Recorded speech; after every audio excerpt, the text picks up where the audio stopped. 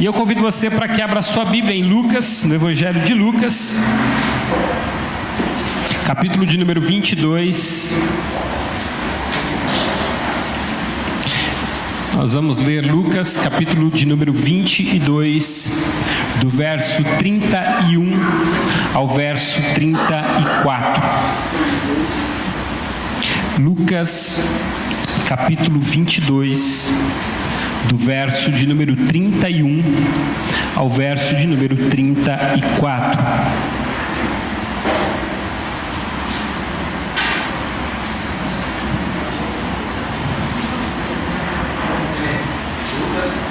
Lucas, capítulo 22, dos versos 31 ao verso 34.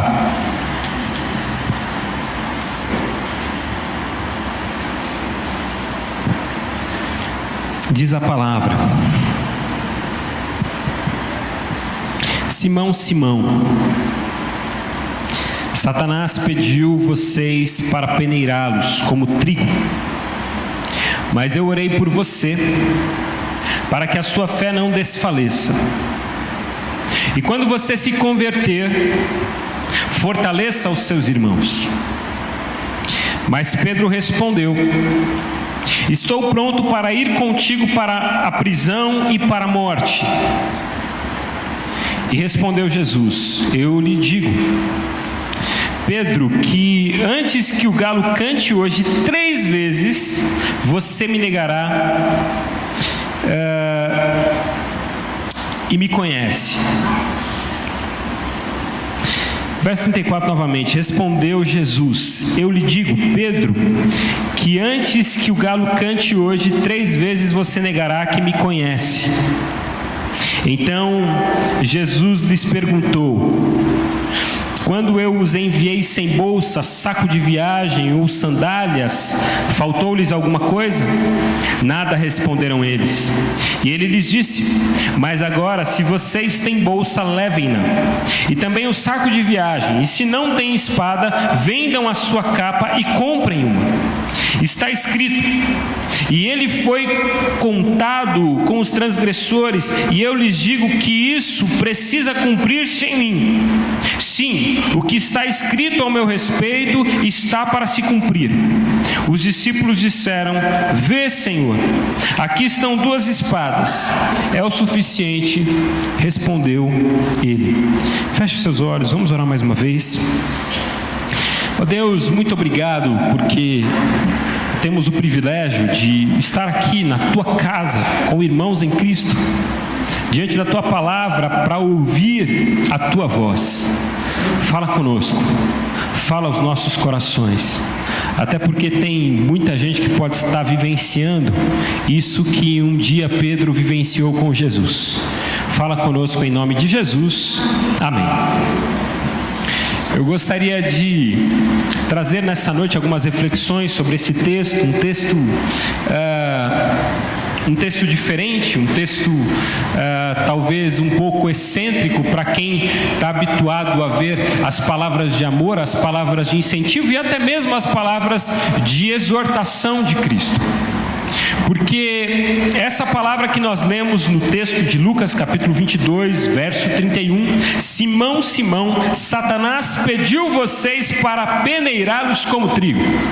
É uma palavra que não é fácil a gente encontrar uma palavra parecida. Talvez uma palavra muito forte como essa seja uma palavra de Cristo ao próprio Pedro, quando diz: afasta-te de mim, Satanás. Palavras fortes, palavras que mexem com as nossas emoções, palavras que mexem com o nosso espiritual. Biblicamente, nós não podemos esquecer aquilo que Jesus ele vai dizer para Pedro quando ele diz: afasta-te de mim, Satanás. E uma das coisas que Deus diz para Pedro nesse diálogo é: tudo o que você ligar na terra será ligado nos céus. Ou seja, em outras palavras, nós não podemos nos enganar e nós não podemos esquecer que tudo aquilo que nós realizamos nesta vida tem consequências celestiais, espirituais e eternas. Tudo aquilo que você faz aqui, todas as decisões que você toma aqui, tem consequências espirituais. Você não pode fugir disso. Você não tem como fugir disso. Eu sempre digo, uma das leis contra as quais nós não podemos nos voltar é a lei de Gálatas, capítulo 5, quando vai dizer: tudo que o homem semear, isso também se fará. Essa é uma lei espiritual. Tudo aquilo que você planta, você colhe. Tudo bem, você colhe nessa vida e você colhe também algumas coisas que você planta aqui, você colhe em relação à vida eterna. Porque eu não sei você, mas às vezes nós olhamos para essa vida e nós temos a impressão de que algumas pessoas, elas plantam aqui, mas não colhem aqui. A gente tem uma certa sensação de impunidade. As pessoas fazem o que elas querem e elas não pagam pelo que elas fazem aqui. Talvez para quem já acompanhou a história da corrupção do nosso país no passado, aquela sensação de impunidade, aquela sensação de que ele roubou, mas fez, ele roubou, mas está aí, e ele não vai ser preso, essa ideia sempre nos fez muito mal.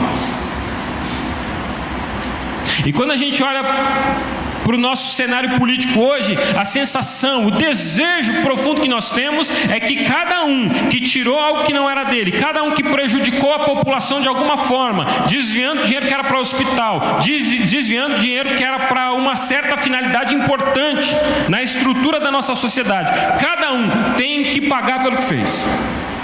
A gente tem esse sentimento. A gente tem esse desejo da justiça, de que a justiça se cumpra, de que as pessoas paguem aqui. Mas a verdade é que a impressão que às vezes a gente tem é que as pessoas não pagam aqui, pelo menos concretamente. Mas há um acontecimento do qual nós não podemos ignorar. Nós não podemos ignorar esse acontecimento. Todas as pessoas que pecam aqui colhem as consequências do seu pecado aqui. Adão e Eva, eles estavam no jardim do Éden. Deus os criou em pleno relacionamento. Mas Deus deu uma ordem para Eva: Eva, não coma do fruto desta árvore que está no meio do jardim. Esse fruto você não deve comer. E Eva, então, começou ali a sua vida no jardim e não comia daquele fruto, até que a serpente veio instigá-la, dizendo: olha, esse fruto você não deve comer, Deus deu essa ordenança a você, porque se você comer desse fruto, você será como ele. A hora que Eva ouve essas palavras, Eva fica encantada. Ela falou: já pensou, se eu como desse fruto, eu vou ser como ele. Se eu como desse fruto, eu vou ter o conhecimento que Deus tem. E Ele não quer que eu coma desse fruto, porque se eu comer, eu vou ser como Ele. E Ele vai ter alguém no nível dele para competir. E a Bíblia diz que aquele fruto salta aos olhos de Eva. E ele parece bonito, ele parece adequado, ele parece interessante e que não lhe faria mal nenhum. E Eva vai e come desse fruto. Então, quando ela come, ela percebe que ela não morre, porque Deus tinha dito que se ela comesse, ela iria morrer. Mas ela come e ela percebe que ela não morre. Mas alguma coisa aconteceu. Porque no próximo momento em que Deus entra no jardim, Adão e Eva estão escondidos. Eu citei só Eva aqui, mas Adão estava no rolo, viu? Ele estava lá. E a Bíblia diz que na hora que Deus ele entra no jardim novamente, os dois estavam escondidos. E Deus pergunta: onde vocês estão? E essa pergunta, onde vocês estão, era muito significativa. Porque Deus não está perguntando para eles em qual lugar do jardim eles estão. Até porque Deus sabia onde eles estavam. Mas quando Deus pergunta para Adão e Eva, onde vocês estão? Deus está perguntando, em qual condição vocês estão? Em que situação vocês estão? Aonde vocês se encontram? Em outras palavras, mais ou menos isso, o que vocês aprontaram? É o pai ou a mãe que chega em casa e vê a parede da sala toda pintada de canetinha e fala, fulano, onde você está? Você sabe que ele está em casa, você sabe que ele deve estar escondido no quarto dele, você sabe que ele está por ali. Mas a questão é o que você fez. Por que você tem que se esconder? Por que você não dá as caras? Porque alguma coisa aconteceu. Talvez não tenha acontecido no mundo visual, mas tenha acontecido no mundo espiritual. Por quê? Porque a morte se estabeleceu. E essa morte não foi uma morte física como eles imaginavam. Foi a morte espiritual. E todas as coisas que nós realizamos aqui têm consequências espirituais. E é sobre isso que eu queria falar um pouco com você. E quando nós olhamos para esse texto, nós vemos um pouco dessa realidade, um pouco desse cenário, um pouco dessa realidade espiritual. Primeiro porque, só para te informar, eu acho que são algumas informações importantes, só para que você tenha ideia do cenário onde acontece todo esse texto, o desencadear daquilo que está escrito aqui. Os discípulos, eles sobem com Jesus para Jerusalém, é a festa da Páscoa. A Páscoa chegou, eles vão ali celebrar a Páscoa. E está tudo bem, tudo está caminhando bem. Os discípulos vêm de uma caminhada boa com Jesus. Jesus estava ensinando eles, Jesus estava mostrando realidades maravilhosas, Jesus estava fazendo milagres, Jesus estava falando da realidade, Jesus estava chamando eles para um momento novo. E de repente, quando eles sobem para Jerusalém para festejar a Páscoa, Jesus vai dizer, olha, vai em tal casa, porque em tal casa nós vamos celebrar ali a Páscoa todos nós juntos, e vamos comer e vamos ter um tempo juntos. E aí os discípulos vão até uma determinada casa e começam a preparar a ceia. E de repente Jesus, ele entra nessa casa e ele começa a dizer mais uma vez para os discípulos que esse momento é um dos momentos mais importantes que Jesus estava esperando. Ele diz para os discípulos, eu esperava esse momento com vocês, eu esperava ter esse momento com vocês, porque esse é um dos nossos últimos momentos. Esse é um dos momentos finais. Eu estou caminhando para a morte, eu vou ser morto. É necessário que eu seja morto, que eu seja entregue para ser morto para os judeus. E aí, os discípulos, eles se assentam na mesa. Jesus, ele pega o cálice, ele pega o pão, ele institui ali a ceia instituída. Dentre todos os alimentos que estão na mesa, ele pega apenas o cálice e o pão. E aí Jesus, ele ceia com os seus discípulos. E ele vai trazer uma primeira informação. Ele vai dizer que ele está prestes a ser traído. Jesus está sentado com os discípulos, informa os discípulos que ele está prestes a ser traído. E os discípulos começam então a entrar numa discussão talvez sem relevância nenhuma. Jesus, ele fala que ele vai ser traído, ele fala dos momentos finais da vida dele, e os discípulos começam a discutir quem deles é o maior e quem deles é o melhor. Jesus acaba de dizer coisas muito fortes. E os discípulos, eles estão interessados em saber qual deles é o maior, porque talvez um deles vai ter que assumir o lugar de Jesus. Quem vai liderar esse montante? Quem vai estabelecer essa nova visão depois que Jesus for embora? E Pedro, com a sua característica sempre de se impor ele começa a conversar com Jesus e vai dizer, olha, Senhor, tudo bem, mas eu não consigo entender essas coisas e nem crer nisso. E Jesus olha para Pedro e fala assim, Pedro, Satanás pediu para peneirar todos vocês. Todos vocês. E eu orei para que vocês se mantenham firmes na fé.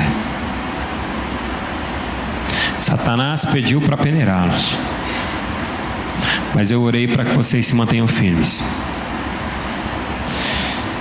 E Pedro falou assim: Senhor, tudo bem, se você precisar morrer, eu estou pronto para morrer com você. O que você tiver que enfrentar, eu vou enfrentar com você. Aí Jesus dá mais uma informação para Pedro. E diz: Pedro, antes que o galo cante pela terceira vez, ou antes que o galo cante, você vai me negar 3 vezes. Você por 3 vezes vai negar que você me conhece. Satanás está para peneirá-lo. Eu fico imaginando esse cenário, eu fico imaginando esse dia, o dia da ceia. A ceia, às vezes, ela é oferecida na igreja, ela é ministrada na igreja com tanta tristeza, em algumas igrejas, em outras igrejas com tanta alegria. Mas a verdade é que esse tempo é um tempo muito duro.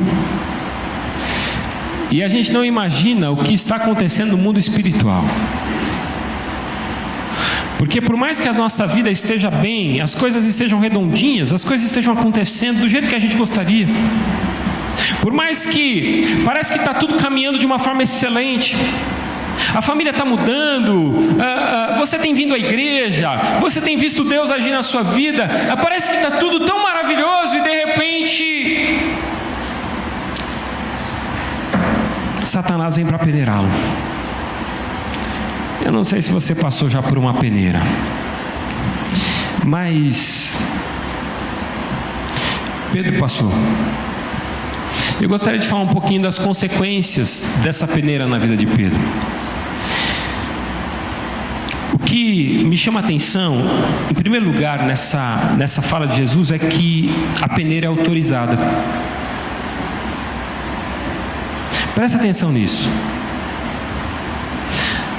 E guarde muito bem isso. Há momentos em que Satanás se levanta e que Deus permite que ele se levante com força sobre as nossas vidas. E a gente não entende por quê. É difícil falar amém para uma palavra dessa, né? É difícil. Por exemplo, quando nós lemos o livro de Jó, a Bíblia diz que Jó estava circundando a terra, que Satanás está circundando a terra, e Satanás chega diante da presença de Deus, e Deus fala: viu meu servo Jó, servo bom e fiel. Satanás diz: ele é bom e fiel porque ele tem tudo que ele quer. Tira tudo que ele tem. E Deus vai dizer para Satanás: pode tocar em tudo, você só não toca na vida dele. Jó, ele passa pelas piores sensações que uma pessoa pode passar nessa vida. Ele perde os bens que ele tanto trabalhou para construir. Não é ruim perder um bem, não é ruim ser assaltado, não dá uma sensação horrível quando você é assaltado na rua e alguém rouba a sua bolsa. E você fica desesperado porque você pensa em todos os documentos, você pensa em tudo que está ali dentro, você pensa nas coisas que você conquistou, você pensa nas coisas que você ganhou, você pensa nas fotos que você tinha dentro da sua carteira da família. Tempos atrás eu estava na casa do irmão João Mauro, levaram o laptop dele. E ele falou para mim, o problema não foi o laptop, não foi o notebook. O problema é que no notebook eu tinha as únicas fotos e a filmagem do nascimento da minha filha. Que sensação horrível. Jó perdeu tudo. Jó perdeu a sua casa, Jó perdeu os seus bens, Jó perdeu o seu gado. Mas Jó não perdeu apenas os seus bens, Jó perdeu os seus filhos. Os seus filhos foram morrendo um por um. Imagina a sensação desse homem. Jó não perdeu apenas os seus bens e os seus filhos, Jó perdeu os seus bens, os seus filhos e a sua saúde. Porque quem conhece a história de Jó, você lendo a história de Jó, você vai ver que a saúde de Jó se tornou tão deteriorada que a Bíblia diz que Jó ele tinha um caco de telha na mão para se coçar. Porque o seu corpo estava ali com marcas, o seu corpo estava todo ferido, feridas que abriam e não cicatrizavam, e Jó coçava porque perdeu a sensibilidade, coçava com um caco de telha.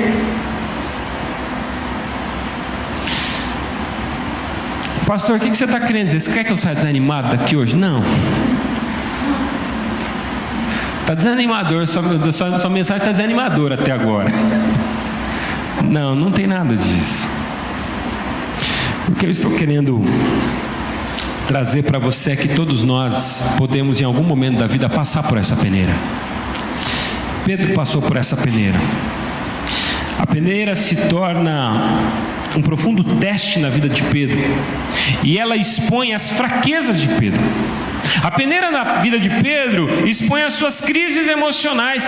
Pedro, depois que ele nega Cristo, a Bíblia diz que Pedro chora um choro amargo, um choro profundo. Quando Pedro passa por toda essa situação, Pedro ele passa por uma crise existencial. Ele perde o sentido da existência. Você já passou por isso? Por uma crise existencial onde você perdeu o sentido da sua existência? Porque Pedro havia encontrado o sentido da existência enquanto caminhava com Cristo.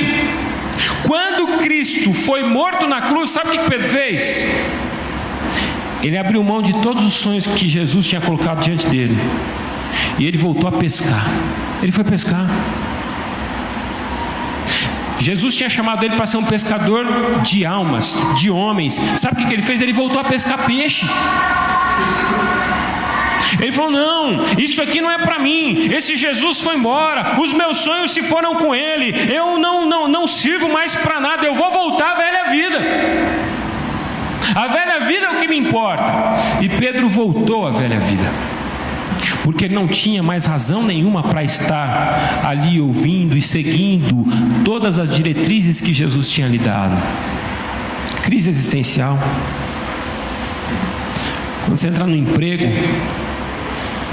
você está empregado e de repente alguma empresa te chama e você muda de empresa todo feliz da vida. A outra empresa te contrata e você fica feliz da vida porque agora você vai ganhar mais. E de repente a nova empresa te manda embora, vai dar um desânimo. Você fala: por que eu faço aquilo que eu faço? Por que eu fiz aquilo que eu fiz? Por que eu peguei dinheiro emprestado com fulano?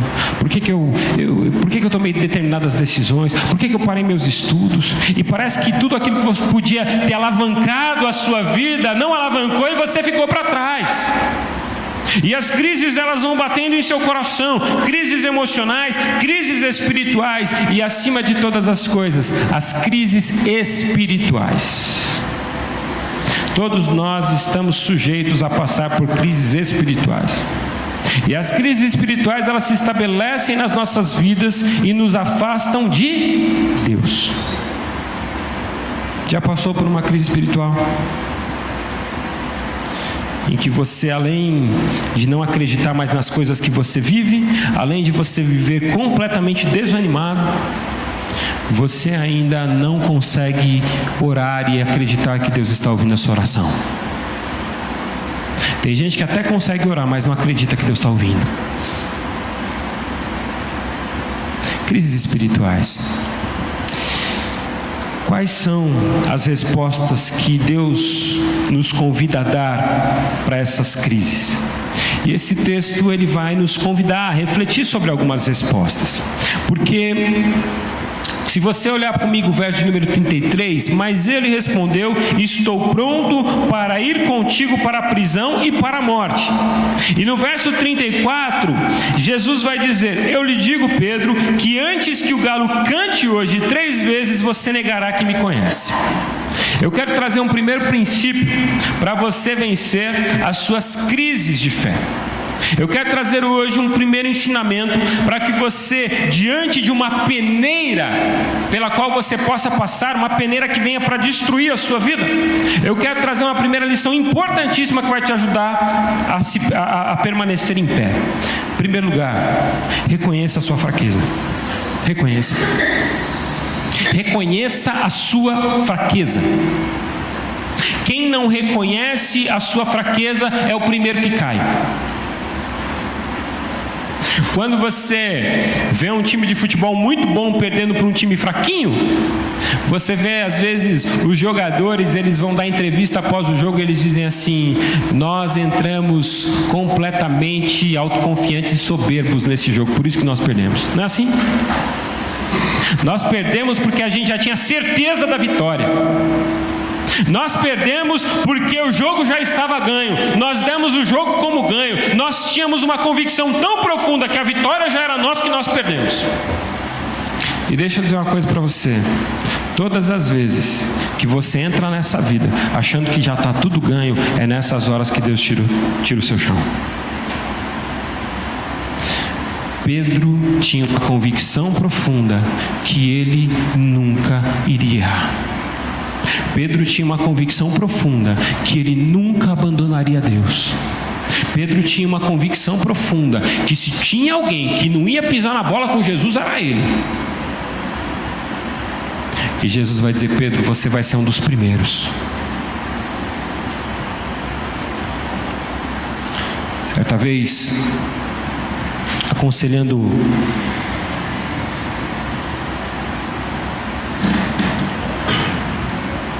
um jovem que tinha traído sua esposa. Começamos a conversar e no meio da conversa ele soltou uma frase que me chamou muita atenção. Ele falou assim: pastor, eu tinha uma convicção tão profunda que eu nunca iria trair minha esposa. Eu nunca. Que eu acabei não tomando cuidado e traí.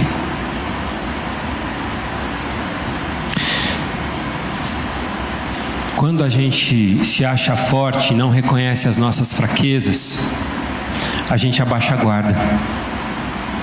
Quando a gente se torna muito autoconfiante, a gente deixa menos espaço para Deus trabalhar nas nossas vidas. Porque a gente já é suficiente. Para que eu vou orar? Para que eu vou me derramar na presença de Deus se eu já consigo lidar com essas coisas? Querido, eu quero dizer uma coisa para você: você precisa reconhecer as suas fraquezas.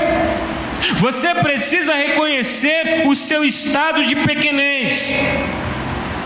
Estejam alertas, vigiem. O diabo, o nosso ou o vosso, o de todos nós, o nosso adversário, anda em derredor como um leão, rugindo, procurando a quem possa devorar.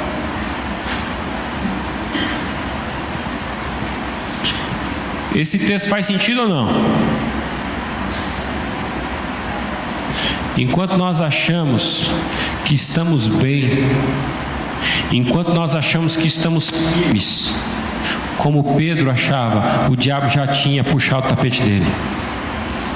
O diabo não ia puxar, já tinha puxado. Porque ele estava seguro nas suas convicções. Queridos, às vezes a gente acha que a vida está ótima, eu estou indo bem, eu estou indo na igreja, as coisas estão acontecendo na minha vida, eu estou trabalhando, eu estou ganhando bem. Cuidado, não deixe de vigiar e orar. Jesus diz isso: vigiar e orar, porque o espírito está pronto, mas a carne é fraca.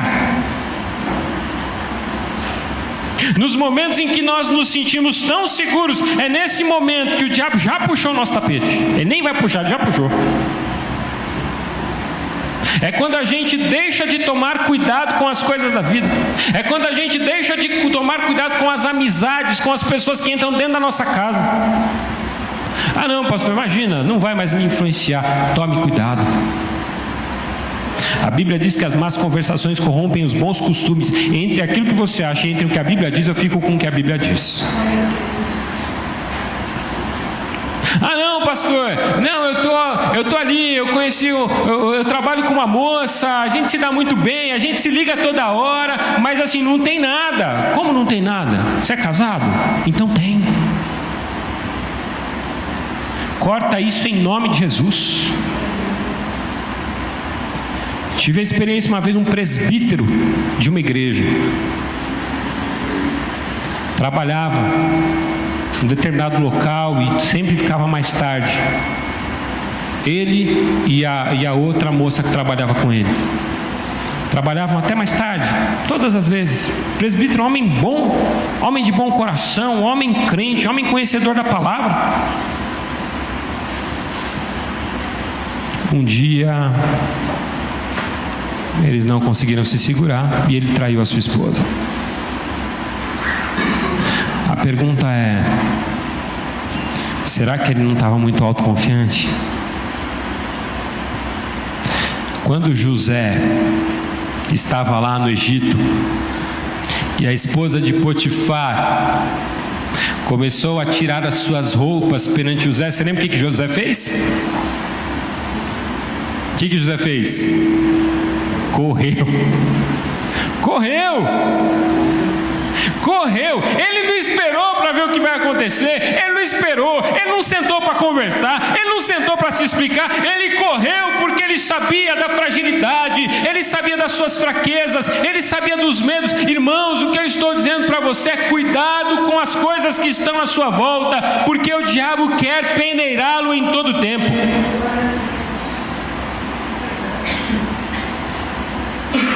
Quando a gente menos espera, eu quero convidar você, abra a sua Bíblia. Abra a sua Bíblia. 2 Coríntios capítulo 11, verso 14.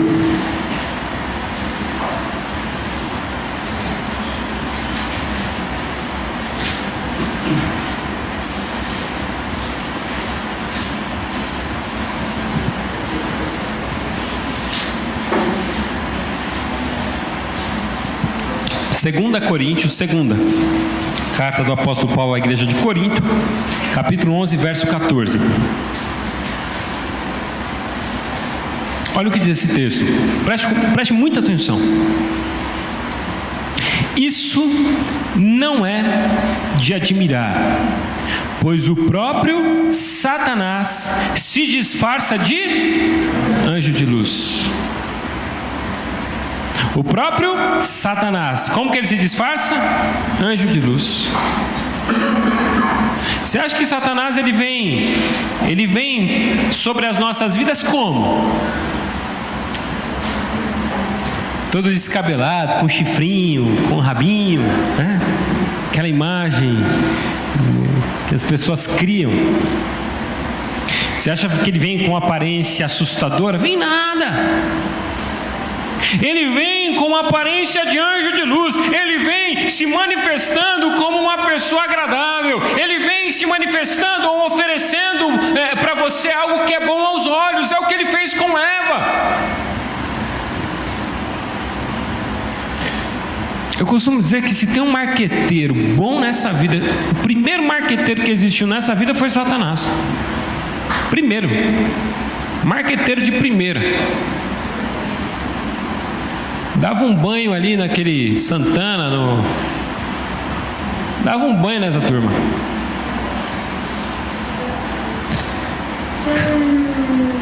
Chegou lá, tinha árvore, tinha o fruto. Ele chega para Eva e fala assim: Eva estava ali no meio do jardim. Ô Eva, você viu esse fruto? Aí Eva olha e fala assim: eu já vi, Deus falou que eu não posso pegar dele. Mas ele é bonito, não é? Esse fruto é tudo aquilo que você precisa.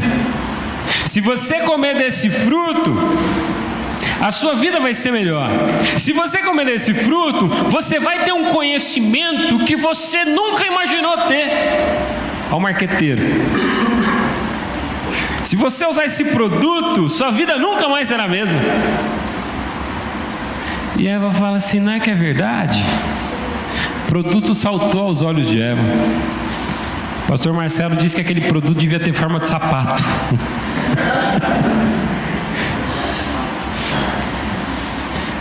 A verdade é que quando Satanás se manifesta, tudo parece ser tão bom, as propostas são tão boas, mas quando eles comem, a morte se estabelece. Eu estou dizendo isso para você, para que você se mantenha em pé em nome de Jesus, porque a Bíblia diz: aquele que está em pé, cuidado para que não caia. E eu quero dizer essas coisas para você, para que você se mantenha em pé. Em primeiro lugar, reconheça as suas fraquezas, reconheça que sem Deus você não é nada. É o que o apóstolo Paulo reconheceu: na minha fraqueza, quem se fez forte foi Deus na minha vida. Eu reconheço a minha fraqueza, porque nesses momentos Deus se faz forte em mim, miserável homem que eu sou. E quando a gente reconhece a nossa fraqueza, quando a gente se coloca em oração de joelhos na presença de Deus, dizendo: Senhor, tem misericórdia de mim, Deus vai derramando do teu Espírito sobre nós, e Ele vai nos dando uma força que não é nossa, vem dEle, e essa força nos faz vencer dia após dia. Portanto, em primeiro lugar, Satanás vai querer peneirá-lo. Fique atento, não abra brechas na sua vida, e se coloque em oração, e reconheça que sem Deus você não é nada. Amém? Segundo lugar, ore como igreja pelo fortalecimento daqueles que estão passando por essa peneira.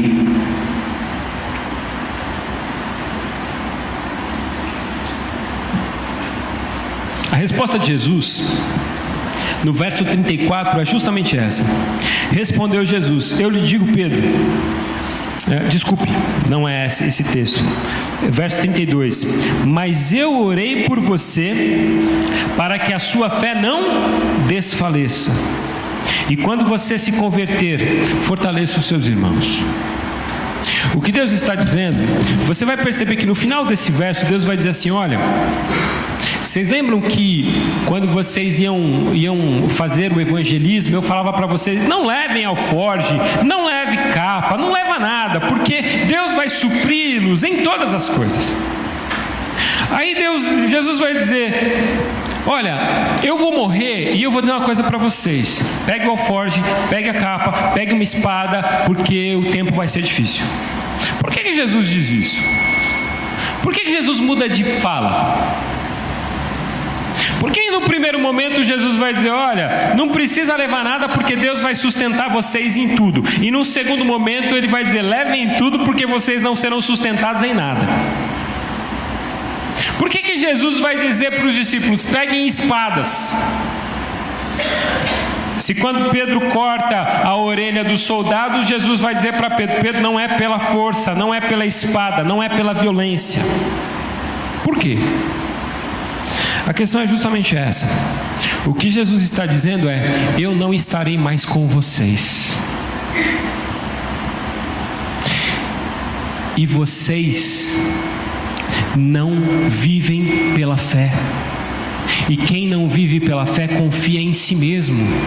Por isso, Pedro, quando você se converter, aí você fortalece os seus irmãos pela fé, mas enquanto você não vive pela fé, você vai necessitar de espada. Enquanto você não vive pela fé e não utiliza as armas celestiais, você vai se utilizar das armas mundanas. Enquanto você não vive e não age pela fé, você vai depender da sua espada. Porque se você vivesse pela fé, você não precisaria de espada. Porque quem vive pela fé se utiliza da armadura de Deus.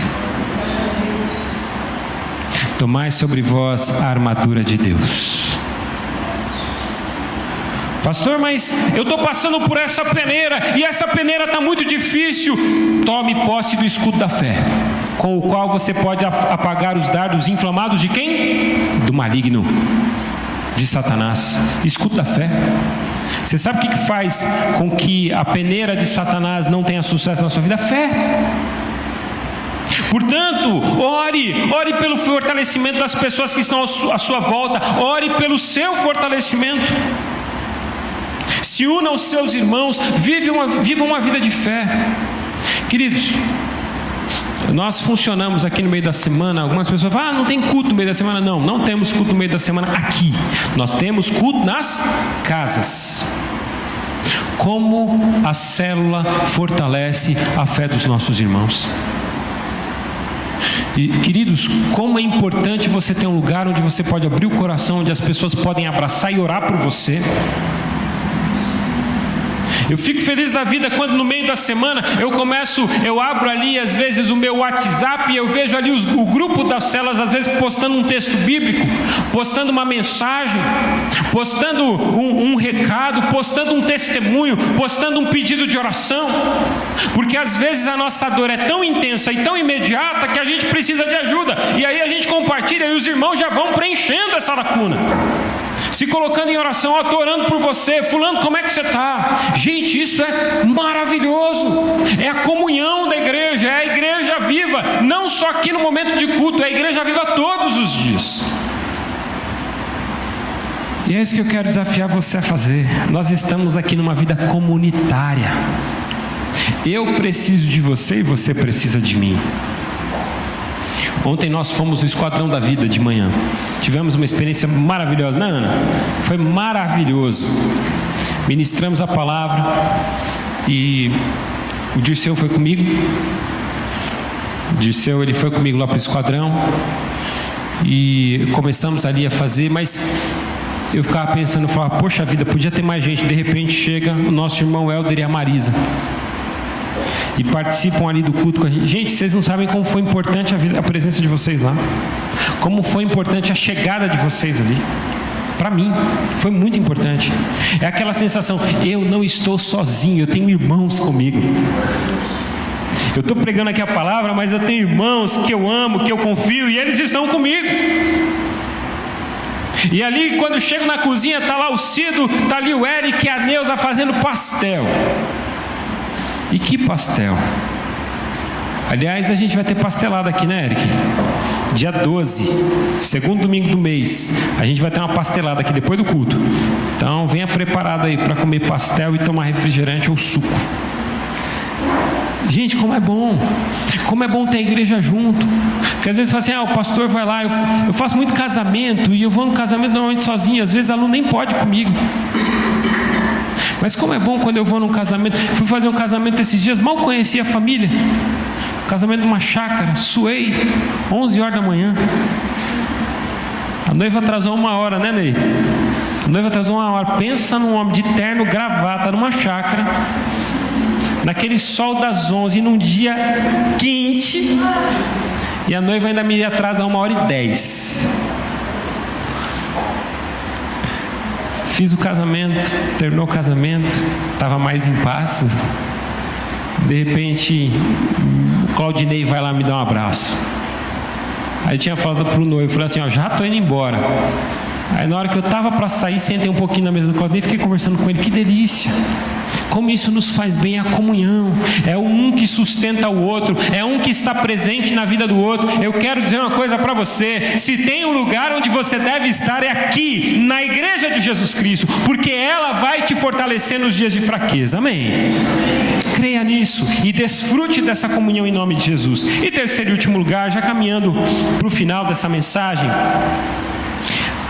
eu quero lembrar você que a peneira destrói, mas o amor de Deus reconstrói. A princípio, Pedro perdeu muita coisa. Pedro perdeu o chão, perdeu os sonhos, mas quando Jesus ressuscita, Jesus, uma das primeiras coisas que ele faz, além de aparecer para algumas pessoas, ele vai procurar Pedro. Pedro que o negou e Jesus viu Pedro negando ele. Pedro que o negou, Pedro que abriu mão dos sonhos, Pedro sumiu. E Jesus vai atrás de Pedro. E Jesus ressurreto, ele faz questão de ir atrás de Pedro. E quando ele chega, ele encontra Pedro na praia pescando. E ele vai dizer, Pedro, você me ama? Pedro, eu quero ter uma convicção da sua palavra e da sua resposta: Pedro, você me ama? E Pedro, ele responde: Senhor, tu sabes que eu gosto de você. E Jesus pergunta por uma segunda vez: Pedro, você me ama? E Pedro ele não tinha condições de dizer que amava, porque Pedro não se sentia digno de falar de amor pelo que ele fez. Pedro fala, o que ele estava dizendo é: Senhor, se eu falar que eu te amo, eu estou mentindo. E o termo que Pedro usa é: Senhor, eu gosto de você. E aí Jesus, ele pergunta por uma terceira vez, ele vai dizer: então Pedro, quer dizer que você gosta de mim? E aí Pedro, ele abaixa a cabeça, ele pensa, e olha para Jesus, ele vai dizer: Senhor, tu sabes que eu te amo. Eu te amo. Eu te amo, mas eu não sei como é que as coisas acontecem. Eu te amo, mas podia ser diferente. Eu te amo, mas as coisas poderiam ser de outro jeito. E Jesus fala: então, Pedro, apacenta as minhas ovelhas. Então vai cuidar daquilo que eu te chamei para fazer. Porque se Satanás, através da sua peneira, tirou a sua fé e tirou a sua esperança, eu quero dizer que eu te chamei para você fazer a minha obra, e eu continuo chamando você para fazer a minha obra. Eu sei quem é você, eu sabia o que você ia fazer, eu sabia que você ia me negar, mas mesmo assim, eu continuo acreditando que é você. Eu continuo compreendendo que essa história é com você. Pedro, eu não te chamei porque você não iria errar. Eu te chamei porque eu sei quem você é. E eu quero investir na sua vida. Vai pastorear as minhas ovelhas. Vai pastorear as minhas ovelhas. E eu quero dizer uma coisa para você: Deus sabe quem você é. Deus te chamou para que você viva para Ele e para que você pastoreie as ovelhas dEle. Deus te chamou para que você sirva a Ele de todo o coração, e Ele sabe que haverá momentos que você vai passar por fraqueza, e mesmo assim Ele quer que você se levante para servi-lo. Ele conta com você. Ele quer ver a sua vida nas mãos dEle, disposta a servi-lo. Portanto, em nome de Jesus, há uma peneira e você pode passar por ela a qualquer momento da sua vida, mas em nome de Jesus, não desista, não se ache supra-sumo, aquele que tem toda a força, mas reconheça a sua fraqueza. Reconheça que sem Deus você não chega em lugar nenhum. Mas acima de tudo, se a peneira te destruiu, lembre-se que o amor de Deus é suficiente para restaurar a sua vida.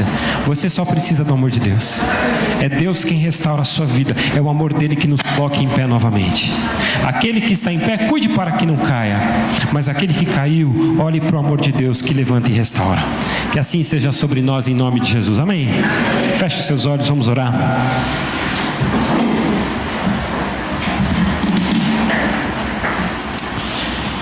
Coloque a sua vida no altar do Senhor.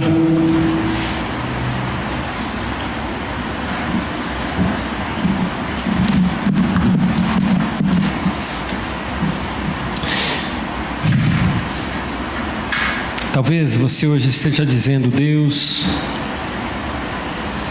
eu preciso olhar para o seu amor. Eu passei por essa peneira. Está difícil. Eu quase perdi a fé. Eu abandonei a igreja. Eu abandonei a caminhada cristã. Eu perdi o Senhor do foco. Eu tirei o Senhor do foco. Mas hoje eu quero olhar para Cristo Jesus novamente. Hoje, misericórdia, me ajuda, está difícil. Talvez haja algumas pessoas tão autoconfiantes que Satanás já está peneirando elas. Deus, tem misericórdia de nós em nome de Jesus. E tira agora do coração desses irmãos e irmãs todo rancor. Tira agora do coração desses irmãos e irmãs tudo aquilo que um dia Satanás plantou. Tira em nome de Jesus. Arranca o Senhor com a mão em nome de Jesus, Pai. Se Satanás enganou pessoas aqui travestido como anjo de luz, e esses abriram mão da fé, desanimaram da caminhada cristã, Senhor, enche o coração desses irmãos com a tua alegria. E que esses se voltem ao Senhor, e que adorem ao Senhor, e que ouçam a tua voz novamente, e que vejam as tuas visões novamente. Restaura vidas, levanta homens e mulheres para servirem ao Senhor com toda a força do seu coração, e dá-nos a tua paz, e dá-nos a tua alegria novamente em nome de Jesus. E repreende o devorador nas nossas vidas em nome de Jesus. E que, como Jesus orou por Pedro, ó Deus, que nós possamos ser fortalecidos na fé, e que possamos fortalecer a fé de muitos em nome de Jesus. Em nome de Jesus. Amém e amém. Você pode se assentar por um instante?